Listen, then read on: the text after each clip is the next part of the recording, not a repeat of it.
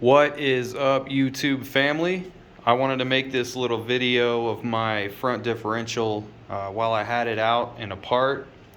I didn't have a really good understanding of how this all worked whenever it was together and before I took it apart and saw all the components firsthand. So I figured before I did the final cleanup and assembly and everything, I would take a little video and show you how all of this stuff actually works in our differential, the Toyota 8-inch front IFS differential.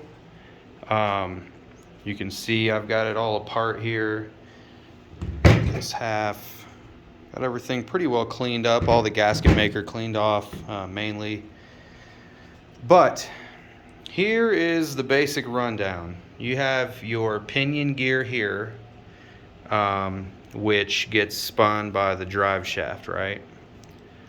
Okay, and then you have your ring gear here and what would be your spider gears in here, but I have installed the Trax auto locker, and I left the original gearing on here because I plan to upgrade my gearing down the road. There's a couple of small chips and stuff through here, but it's all on the outside really, so I'm not too worried about it. All of the bearings are good, everything like that. So this dude drops right down into here like so. You see your pinion gear meshes with your ring gear. Okay, and it sits down in there like that. And the whole thing gets spun when the drive shaft spins it. You see here you have some axle splines. That is going to be for this little shaft here. I think they call it a stub shaft or an intermittent shaft, I'm not sure. And this just free spins unless your four-wheel drive is engaged. This is your front differential four-wheel drive actuator. And what this little guy does is it moves back and forth inside this housing. This is where those teeth sit. So when this is not in four-wheel drive, this little guy spins free.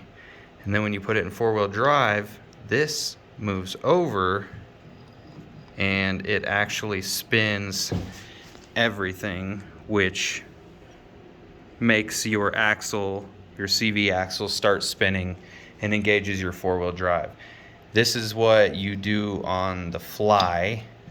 What it looks like out is just a little gear on the end of a shaft. You can see these kind of have a point on the end of them so it can mesh better. And I'll slide this guy out here too. Okay. And this also has some pretty pointed grooves to where it engages nice and smooth. But what happens is this collar gets moved over onto this shaft and it seats inside there, and that's what makes your CV axle go live. Otherwise it just free spins and you never have any power to the CV axle on that side. So I hope that explains things for you guys a little bit better. And yeah, have a good day. Get your stuff fixed.